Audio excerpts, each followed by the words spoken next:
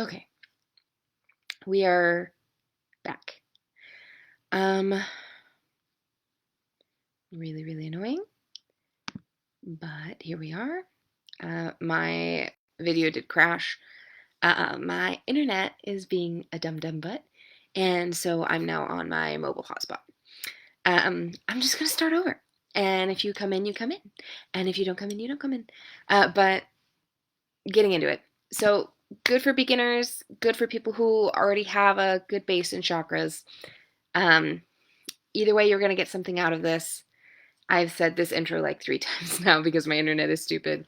But I'm now on my hotspot. We shouldn't have any interruptions anymore, and we should be good to go. Please keep questions till the end for the question and answer section. I will try to search the comments for questions at the end, but I'm not going to be talking a whole lot to anyone who's watching because I'm going to be reading off my research. So, getting into it. What are the chakras? So chakras are the energy points that are within your body, and they transmit and they intake energy from the world around you. And that includes people, it includes animals, it includes just the world in general. It's kind of that like communication point and absorption and release as well in a lot of ways. Um, there are 7 major chakra points within the body, and they are all kind of connected as a network. Now, that said, there are 7 major ones, but there are thousands of chakra points that are within your body that don't relate to just the majors. It's a lot deeper than that. The 7 major ones do specifically connect to like units of it within your body. So, like for instance, the root chakra connects with all the chakra points that are in your lower body. So things like that. That's makes the major ones the major ones. They are considered the gateways to the divine, and they can be open, closed, overactive, or deficient. It can cause kind of various problems if you are closed, for instance. Even overactive can be obviously very uncomfortable. Deficient, uncomfortable. Open is generally positive, but again, like it's possible to be too open, which is when you walk into the overactive category.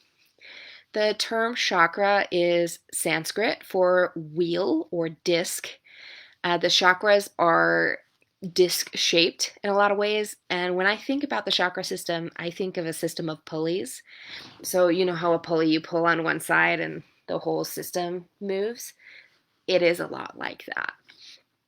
They can also be referred to as lotuses, which relates to the unfolding of the lotus flower petals as you access the energy that is within there or open them. Generally, it's suggested that there are 2 currents to the chakras, which are upward and downward. So like the pulley system runs in one big loop around.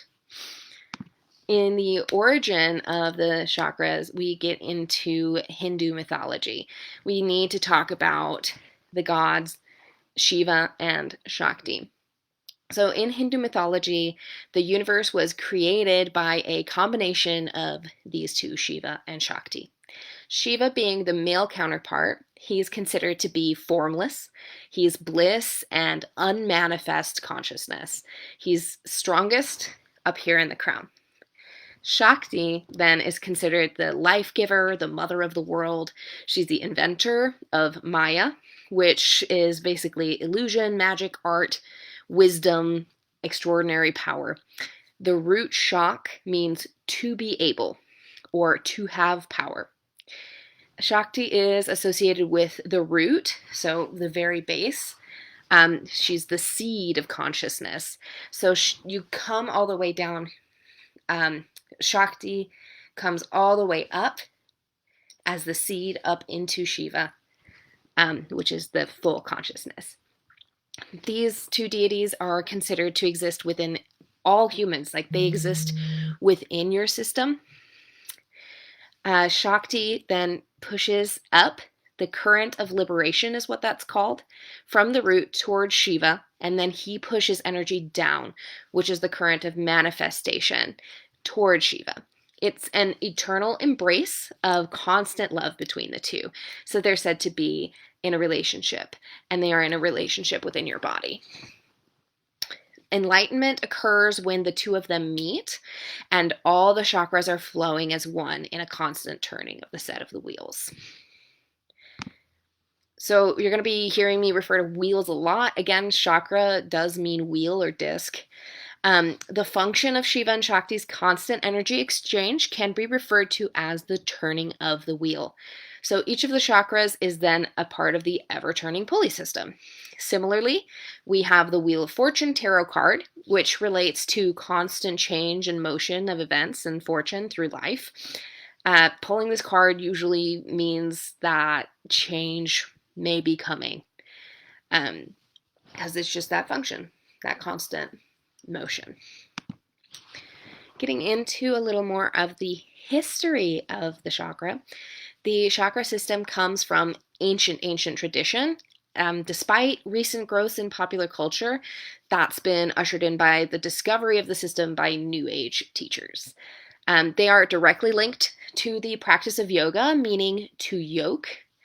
The purpose of yoga is to yoke or fasten your mortal self to that divine pure consciousness, to that chakra system within yourself. Yoga and chakras both have their earliest mentions in the Vedas, which translates to knowledge. The Vedas are a set of hymns or songs that were originated from India, and they're the oldest written tradition from the area. So from here then come the oral traditions of the Aryan culture, which was an invading Indo-European tribe there in India. The Vedas, the songs, the hymns, were followed by the Upanishads, which basically were like passed down stories, and those would be passed from teacher to disciple only. And then we come to the Yoga Sutras, which then came after that, from Patanjali. He is a kind of like the originator of the eightfold path of yoga that we use today. And you may have taken a yoga class before and been like, this doesn't feel very divine to me. No one's talking about chakras. We're just doing poses. What do you mean that chakras are inherently attached to yoga? The fact of the matter is that yoga was created for prayer. It was created for releasing your chakras and connecting with them and achieving enlightenment. Any yoga teacher who is teaching and goes, oh, like we're just exercising, there's nothing divine about what we're doing, is either misinformed or is just lying to you. Because inherently, when you move your body in these ways, you're going to activate those energy points within the body. So it's kind of a fool's errand to think that you can do yoga poses without working with the chakras. It may not be like a very intense work with the chakras when you don't really know what you're doing or you're not paying attention to it, but you are working with them when you do yoga. So talking a little bit more about the word wheel and a little bit about the Aryans. So the wheel name of chakra, again, it is a Sanskrit word, but it is said to have come from the chariot wheels of the Aryan peoples that invaded. It can also be thought of as referring to the sun, which is, you know, a great big wheel. It rolls across the sky. The sun chariot, again, chariots, was drawn by the Chakra or Aryan chariot rulers. So Chakravartin is then the initial chakra, where we got the word chakra. It also denotes the passage of time. Kalachakra, again, moving time, moving wheels, constant motion. All of this represents the celestial order and balance. Balance being the main thing with chakras. Balance, balance, balance, always. In the New Age, the birth of the Chakra was said to herald in the New Age. So they were preceded by the golden glowing disc of light in front of them, like the chariot, or so it said. And it brought in the third age of chakras, followed by the god Vishnu descending to earth and bringing with him a chakra. So this is like the real origin of Hindu mythology, the birth of the chakra. The Aryans come with their chariots, these big wheels, and Vishnu comes down to earth and brings the chakra. And so he brings the chakra, the lotus flower, a conch shell, and a club in his forearms. He's the four-armed god. In this story, the chakra mentioned may have been also a disc-shaped weapon. Versus an actual disc or a wheel.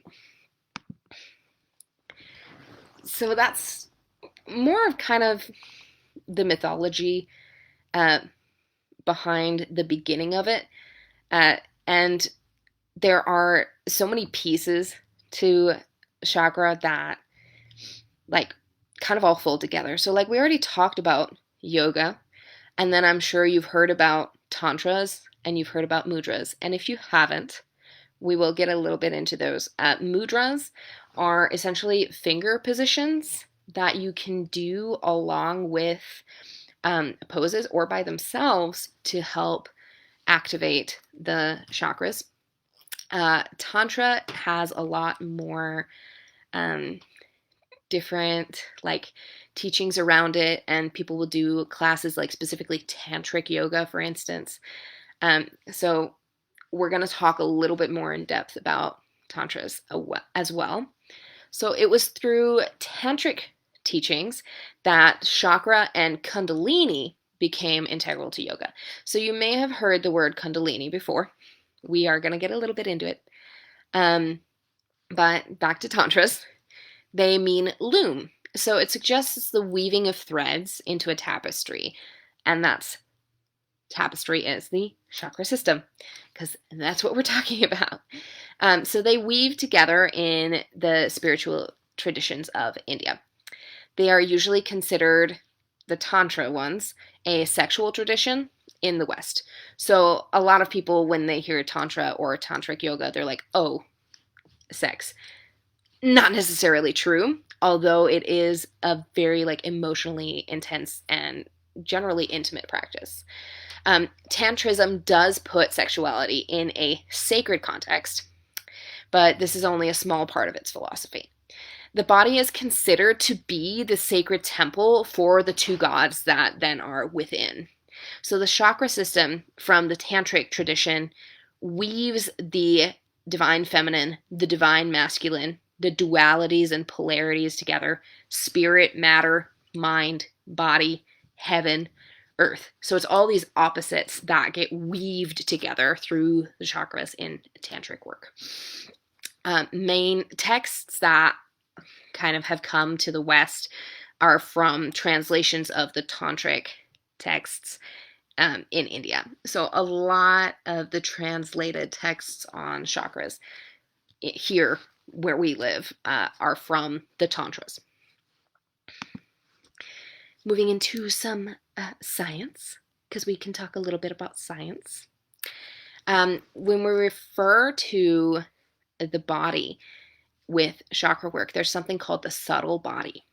So the subtle body is the electric energy that is within you, and it comprises essentially your spiritual body. It can actually be measured through electromagnetic force fields. There is something called Kirlian photography, which is a method kind of photographing that like electric system within your body. Because your body does give off electric like signs and energies. I mean, if you think about it, when you get defibrillated, they are putting a shock of electricity through you so that the electric system of your neurons will start making your heart pump again and communicate again with the rest of your body. Your entire body communicates through the system of neurons, which are electric impulses. So like the body scientifically is energy. And that falls in line with the teachings of chakra. Good to know. Your aura is actually generated in part by the combination of your specific chakra system. So that's a fun thing to know. The 7 major chakra points are also located near 7 major nerve ganglia. So getting into the science again. Those are connected to the spinal column. The 2 minor chakras that are also mentioned in ancient texts are also very important. Those are the soma, which is just above the third eye and kind of like in between. And then the anandakanda, or the lotus of the heart chakra, and that is said to contain the celestial wishing tree, Kalpataru. I don't know a lot about the celestial wishing tree because I generally work with the major 7, and I have yet to go into the more minor ones. But this is just to show you, like, there is so much more to these than just what you've heard about on a podcast or what you've heard about from whoever talking to you on the street. Like, there is so much to dive into. And I know this is called deep dive, but I can't dive any deeper than we're already diving, or we're going to be here for 5 hours. Kind of the thing.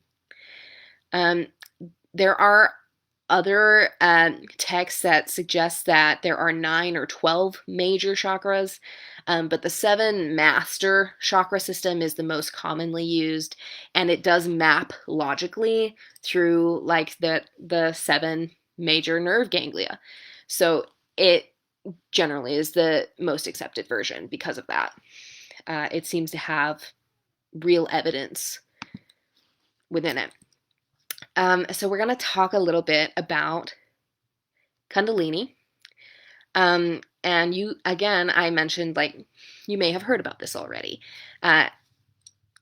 for various reasons. So Shakti, then residing, again, that's the divine feminine, residing in the base chakra, is in her resting state, Kundalini Shakti.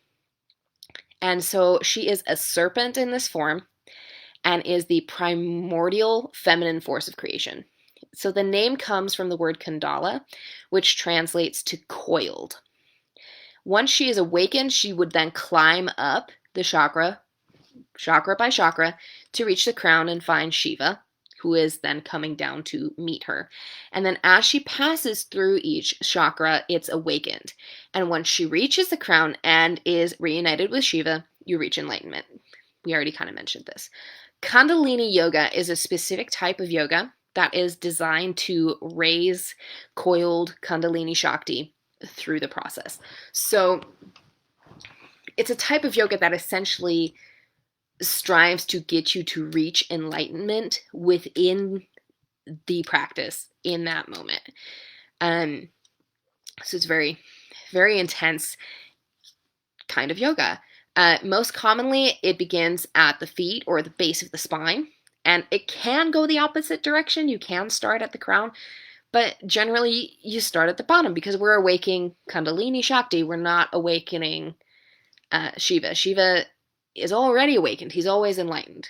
He's just up there. And it is generally a powerful experience that is characterized by a profound change in consciousness, and it may include increased alertness, sudden insight, visions, voices, feelings of weightlessness, bliss, or a sense of purity within the body. Kundalini is really, really, really not recommended for anyone who struggles with grounding. Since it does bring you into higher awakening, you want to make sure that you have that like stable footing. It can make you restless. It can make you disinterested in the mundanity of life. Illusion is really drawn away when you look at your reality from this high enlightenment space. You might not like what you see.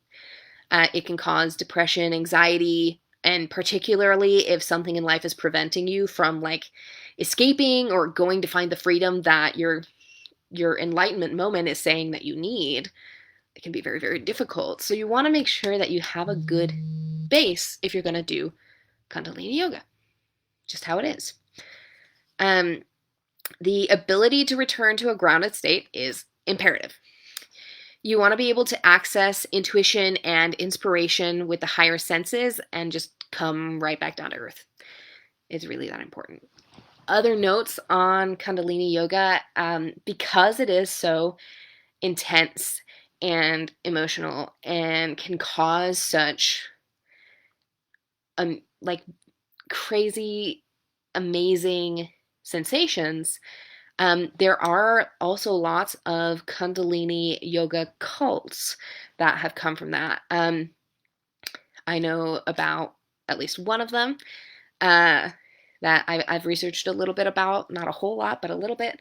So Kundalini yoga is not the kind of thing that you want to walk into like a yoga studio that you've never met the person there before and don't know anything about. Like, it is not the place to start by any means. And I would say that many Kundalini yoga studios, it's kind of like akin to the experience that a megachurch provides, where they're like, oh, it's the low lighting and they have the incense and they have this like really intense meditation and breathing that gets you really hyper focused in and makes you have this amazing breakthrough and emotional moment that makes you think like, oh, like this is the shit, this is the right shit.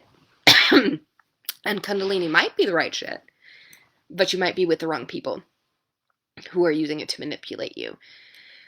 So Kundalini yoga is really the kind of thing that you need to be doing with people you trust, or you need to be doing it by yourself if you are experienced enough to do so. Just kind of a little note on that. Fun, fun, fun. So getting started within the chakras, before we start talking about the specific chakras, talking a little bit about how to work with the chakras by themselves. So the first step to connecting with the chakra system is to get in alignment. So how do you get in alignment? You want to align your body. You want to start from a standing or a seated position, and you're going to think about, the seated position. That is the first thing that you think about when you're like, oh, meditation. The like not quite crossed legs, but stacked legs, and the sitting straight up with the arms out, right? So from a standing or seated position, you're going to ensure that each of the 7 major chakras are in balance and directly above each other. They're stacked. And then from there, you would focus inward and establish that current. Feel that motion up and down. And you can go through each one if you want to, or you can focus on just feeling the whole system. You need to feel the way that that energy flows from the bottom up and the top down. And you're just observing the way that that feels and noticing it.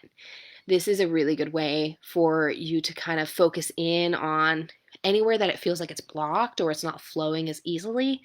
Anywhere where it feels like, oh, like I'm zooming past that chakra point, like, whoa, that's way too open, right? So, just checking in with yourself and seeing where problem areas are.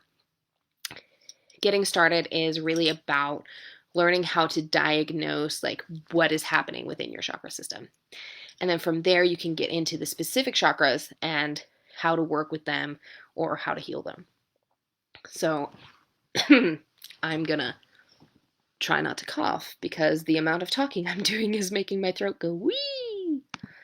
So now we're gonna go into, we've kind of finished the origins and we finished the science talk and the translations and all the very specific definitions. And we're going to get into more specific stuff because that's what this is about. We're going to specifically talk about each of the 7 chakras. So the Master 7 are made up of, starting from the bottom up, Muladhara, which is the root chakra, all about grounding and has the element of earth.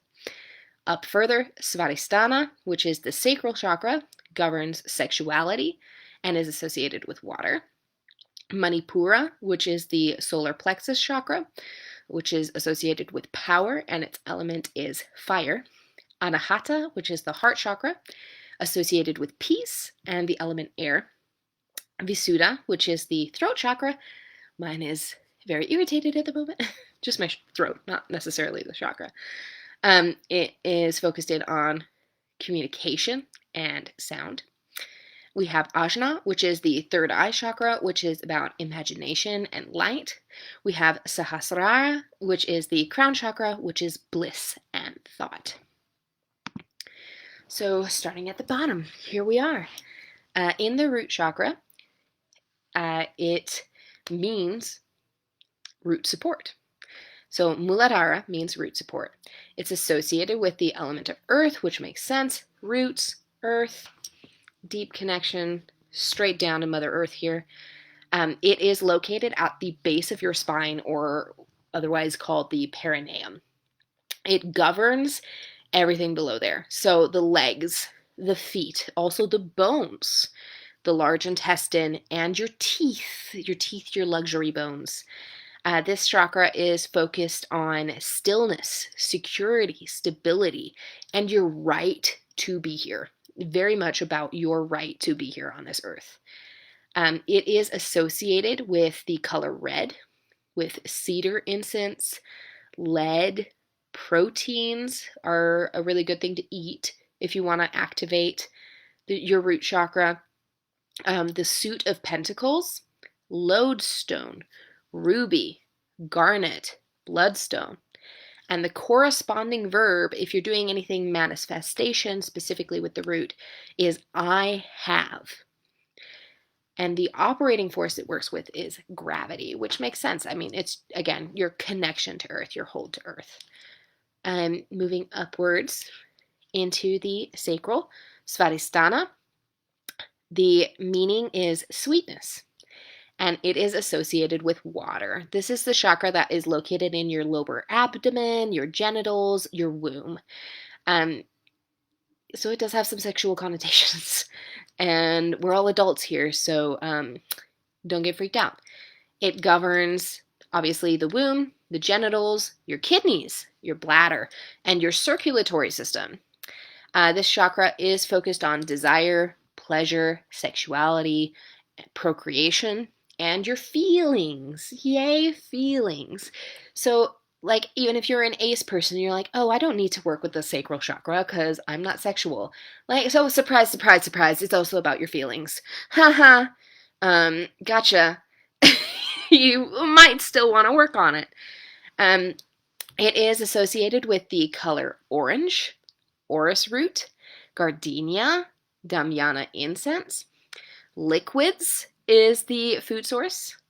The suit of cups, again, associated with water. Tin, carnelian, moonstone, and coral stone. The corresponding verb is I feel, and its operating force is the attraction of opposites. You might say, what does that mean? Well, insertion or hugging. Figure it out. The attraction of opposites. Now, that might sound very heteronormative, but if you think about it, you can have non-hetero things that involve insertion and hugging. So, think about it a little bit. And there you go. Manipura, moving on to the solar plexus. The meaning is lustrous gem, and it is associated with fire. It's located in your navel, your belly button. When you use these weird terms, navel. It governs your digestive system and your muscles. Fun, fun, fun. It focuses on your will, your power, your assertiveness, your ability, and your right to act. So your right to be able to do things. It is associated with the color yellow, with dragon's blood, sandalwood, saffron, musk, cinnamon, and ginger incense. So all these like really fire associated incenses here. It's associated with the food of starches, which when I think about it, I'm like, oh, like calorie burning. Obviously, it makes sense. The suit of wands, which is associated again with fire. So like really just fire, fire, fire, fire all over the place, which all of these kind of fall in line with, oh, like it's associated with this. Oh, well, then it's associated with all these other things that are also associated with that. It's like it makes sense or something. Um, so you're looking at iron, amber, topaz, yellow citrine, and rutilated quartz as your gems and metals. The corresponding verb is I can. I can. And its operating force is combustion. Oh my goodness, more fire. Huh, who would have thought? And now we're at the heart. We're in the heart chakra. Anahata, meaning unstruck. It's associated with air and is located in the heart. Oh my gosh, what a surprise. It governs your lungs, your heart, your pericardium, your arms, and your hands, interestingly enough. So, fun fact, the people who move their arms and hands the most have the best cardiovascular health because that whole system is connected. Who would have thunk it? It's science and chakras. Fun, fun, fun.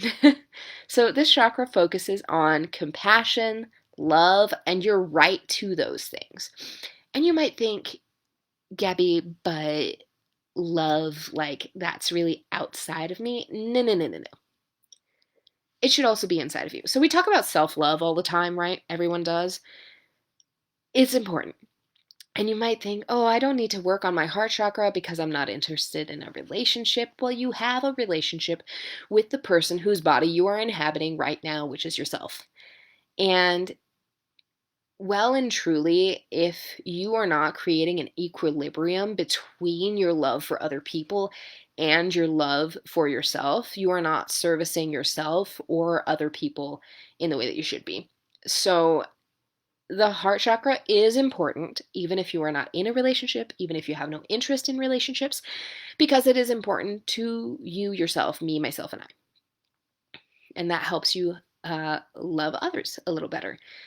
There's this one guy, Jesus, and he said, love your neighbor as yourself. And while I'm not really a big Jesus person these days, like, it is true that you should love other people and love yourself on an equal level, and not one more than the other. So, anyway, let me get off my podium here. Anahata is associated with the color green, with lavender, jasmine, orris root, yarrow, marjoram, and meadowsweet incenses. Copper is the metal. It's associated with the food of vegetables. Eat your veggies. Good for your heart.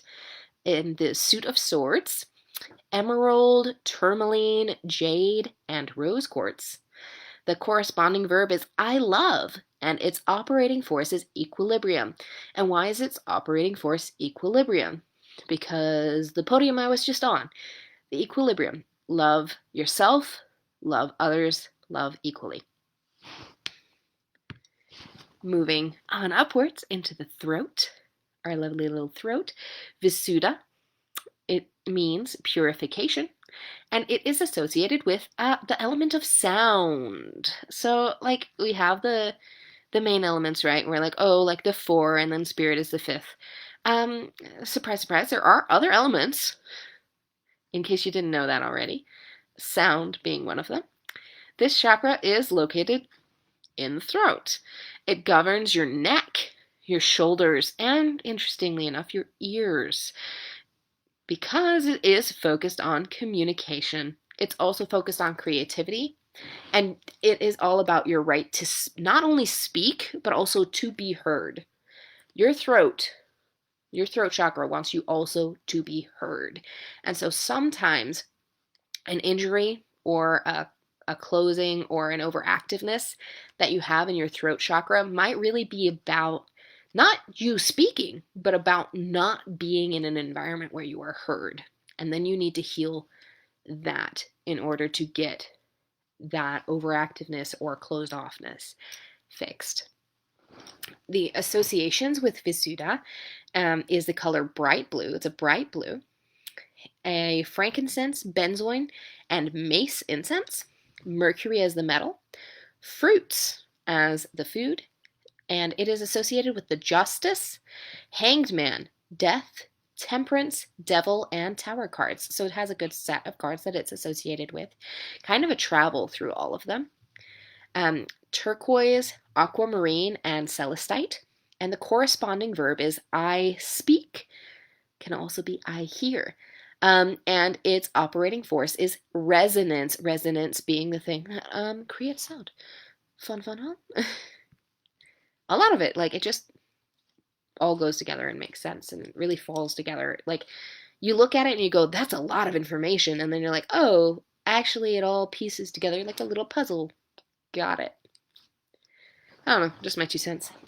Ajna, we're up into the third eye. Ajna, we've got 2 left. Can you hold on for 2 more? The meaning is to perceive or to command. It is associated with the element of light. Sometimes it will be associated with the element of thought. Personally, I do like to associate it with the element of light, as I think thought goes more with Sahasrara or the crown. But you know, there are a couple of different schools of thoughts on this one. I say light because you're seeing. This chakra is located in the center of your head, directly right above eye level. So right in here, you know where your third eye is. It governs the eyes. Fun, obvious knowledge. This chakra is focused on seeing, intuition, and you're right to see things. You're right to access that information. Ajna is associated with the color indigo, mugwort, star anise, acacia, and saffron incenses. Silver is its metal, and entheogens is its food. Gabby, what is an entheogen? Drugs. Anything that heightens your intuitive abilities really is an entheogen. So we're talking about uppers mostly, but sometimes downers. But that's what they are. What's the word? Well, entheogens is the word. There was another one that I had because I was like, oh, they're not. Most people are not going to know that very specific term, and now I've forgotten it. But you know, those things, mushrooms and such. It is associated with the star and the moon cards in tarot, lapis lazuli, quartz, and star sapphire. The corresponding verb is I see, and its operating force is memory and the imagination. It's very fun. And our final chakra, we are finally up with Shiva, and Shakti has joined Shiva up here in the crown. The meaning is thousandfold. It's considered to have 1,000 lotus petals that you've opened to achieve enlightenment. It's associated with the element of thought, and this chakra is located right at the top of your head. It governs the cerebral cortex and your central nervous system. So really the entire messenger system for your body. This chakra is focused on understanding and your right to understand the world around you. Your right to know things. Your right to be part of things. Sahasrara is associated with the color violet, moving into white. So yes, the color violet, but like as you achieve further enlightenment, it like lightens up into white. White light is the container of all colors. Again, full enlightenment. Everything is open to you. It is associated with lotus and gotukola incense. The metal is gold, very precious. And the food it's associated with is nothing. It's fasting is what's associated with enlightenment. The sun, judgment, and world are its cards. And the amethyst and diamond are its gems. The corresponding verb is I know. So I know. And its operating force is spirituality itself. And that's my deep dive of research that I did for everybody. Psychedelics, that's exactly the word, Cam. Thank you so much. And thank you for calling me beautiful. I appreciate it. So we are now at the point where I am happy to answer any questions that anyone might have had because I can now pay attention to the comments. So what you got? If anyone has any questions, I would love to answer with what I do know. which might not be everything, or it might be a lot, depending on the question. You're welcome, Cam. I loved doing the research for this, and I don't know, I just really love the chakra systems in general. Kind of as I'm waiting for any questions that there might be, to talk about what we're going to do on the 25th, which is the full moon ritual that I'm leading. We are going to be doing, if weather allows, we will be doing some yoga poses outdoors. Either way, even if weather doesn't allow, I will have my tuning forks, my chakra tuning forks with me, and I will be doing sound cleansings of your chakra system. So if you are like, oh, I would love a cleansing, that's the place to be at. And looks like we do have some questions coming in. So let me look at those. As someone who used to be super into this but has strayed and been distracted, where do you recommend starting back up? So usually when you're starting something back up again, it's like, oh, well, I can just start up where I left off. Not what I would entirely recommend. I would say start as a beginner again. Start as a beginner again. And if it feels too simple, then you do your jumps.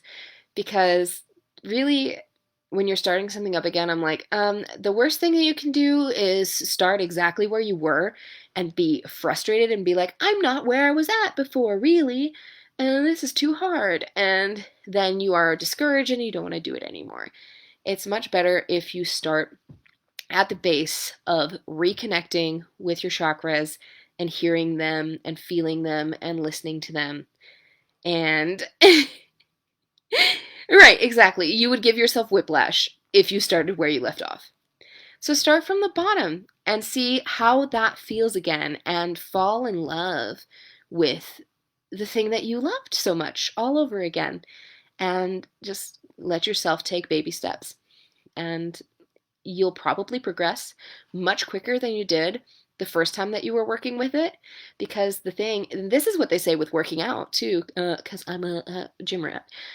This is what they say with working out too. Like, once you've built that muscle before, even though it might have degraded, it'll build up that much faster than it did the first time.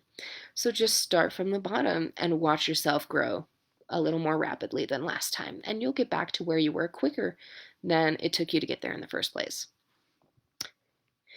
You are welcome, Leo, and everybody. I'm glad it was informative. What is a good way to start practicing alignment? So we did talk a little bit about making sure that things are stacked. There are a couple of poses that you could look into. Fire log might be a little semi-difficult, but if you stack instead one leg in front of the other as you sit in this, like, let me just sit for you. So if you sit in this position with one foot directly in front of the other foot rather than fire log, that's a good way to practice your alignment. You want to make sure your shoulders are in line with your chest, are in line with your spine, that you're sitting up straight, and everything is just stacking in straight. You can also stand. I would look up what's called Tadasana, or mountain pose, colloquially mountain pose. That's a good one as well for kind of feeling that alignment. And you just want to pay attention to the way that your body feels when you stand or sit in those poses. Feel how the body stacks up. Because people will say, oh, stand up straight, and then you buck your shoulders back and you stick your butt in, and it's like, no, that's not alignment, right? You want to roll your shoulders back and let them fall into place so that the whole body just stacks. Tadasana would be one of the absolute best places to start, or that seated position that I kind of sort of showed. I'm really trying. It's like I've jumped a million timelines. I haven't known who I am in a while. I'm finding that person again. Girl, valid. So valid. And I think that we forget sometimes that oh man, what was I saying? Anyway, we forget who we are sometimes. Shit happens, life gets crazy, um, horrible people walk in and out of our lives, good people walk in and out of our lives. Totally new changes occur to us as a person, and we're like, wait, hold up. Who am I again? And what am I doing again? And you feel like you're jumping around all over the place, and you're not the only one who has ever felt that way. And I totally empathize, and it's not fun, and it's often confusing. But when you take those baby steps, like, it's so good for you. The baby steps are really what's gonna get you back on track. Baby steps always. Um, Yay! I'm so glad.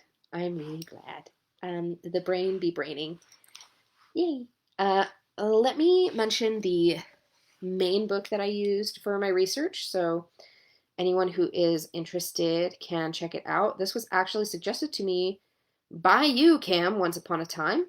Wheels of Life, which is written by Anodea Judith, who has a PhD. She studied a lot in India with gurus of the yoga practice and chakra practice. So she is good and well informed from the source of the things. What is a good method to clear a chakra that is blocked or slow moving? So a chakra that is blocked or slow moving, if you know the specific chakra that it is,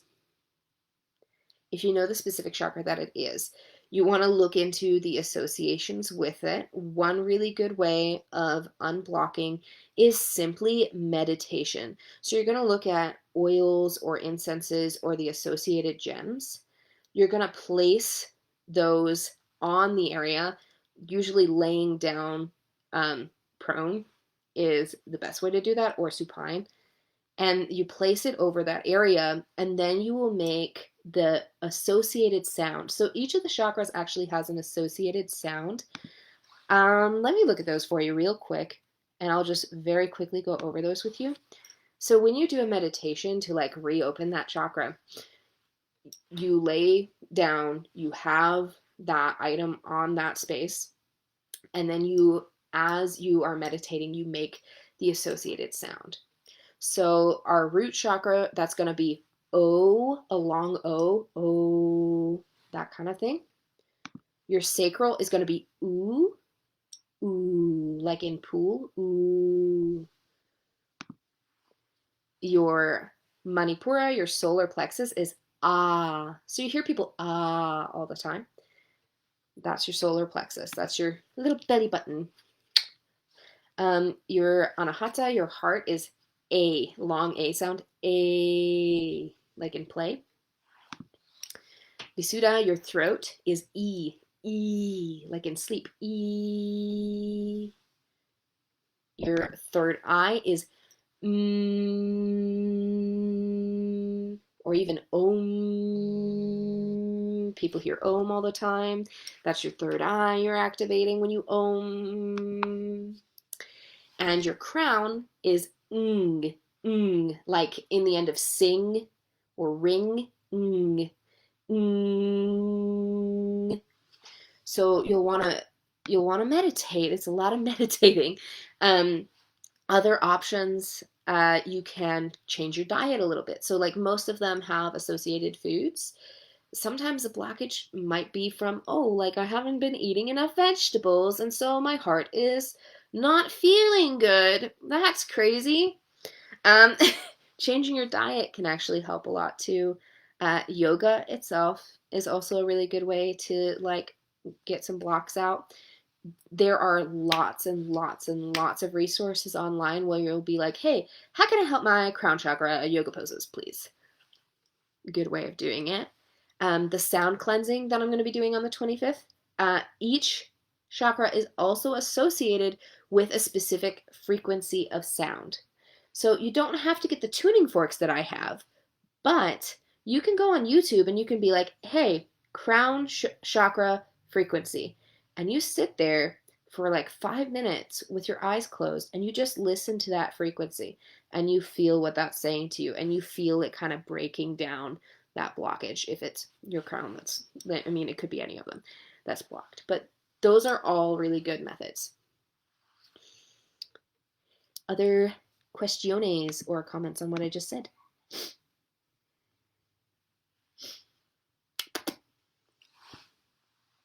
I just talked a lot again. My bad. Sorry, I like the sound this makes. I don't know if you can hear it because I do have it like blocking excess sounds. So maybe you can, maybe you can't, but I like it.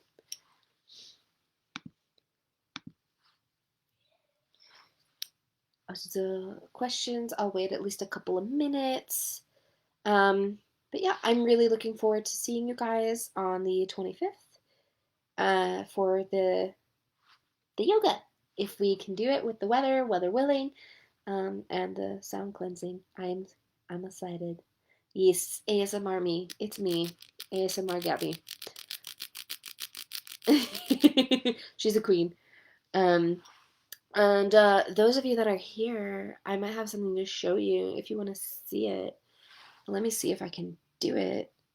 Let me share my screen, maybe. Can I? Oh my gosh. Settings, stream, yes. Because then I might show you guys something really, really cool that I have been kind of sort of working on. Namely the t-shirts for Beltane, which are super awesome. And the designs are done. And I'm going to start pre-orders by this weekend for anyone who wants the Beltane anniversary shirt for our Beltane in the Park that Eldergrove and Black Salt hold. I'm gonna pull it up here so that I can show you guys, because I said I might, and I think I will if I can. Just gotta grab the pictures, wherever they may be, without showing you my chat history. Alright, there they are.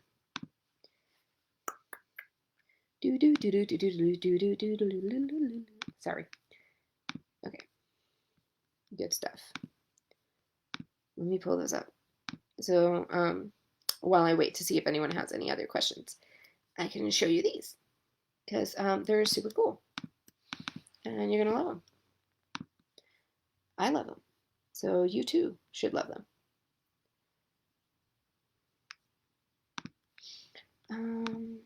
I know. I have a low frame rate. I know it. And I love you for that. Let me see if I can. Distribution? No. No clipping. No polls. It's fine. I wanna share my screen. Will you let me share my screen? I just want to show them my pretty pictures. Well, it looks like it's going to be a fart, so it won't let me show you. But I'll show you on my phone because I love you guys and I want you to see it. And you're cool. So, as best as we can see it. Oh my gosh, look at that. It's so amazing. And the back. Oh my gosh, what is that? Look at all those beautiful sponsors. Aren't they crazy cool? Who's that? Is that Black Salt Circle? Who's that? Is that me? Yeah, it is. Coray's Corner did this beautiful art for me. I commissioned them for this beautiful art. That's Edie, if you know Edie. So, yeah. There's your little sneak peek. Pre-orders are going to be coming soon. They're going to be $35 a shirt. It's going to be so cool. And I hope you get one. And I hope you wear it to Beltane in the Park. And it's the 16th annual. And 16 is my favorite number. So, like, you're cool. All right. All right. That was everything. Thank you, Leo. I that was everything that I had for y'all. And I don't see any other questions, so I'm going to let you go. And thanks for watching, and thanks for participating and asking questions. And if you have any other questions, feel free to DM me, feel free to ask on the page, or come see me on the 25th at the park. All right. Bye, y'all. Thank you.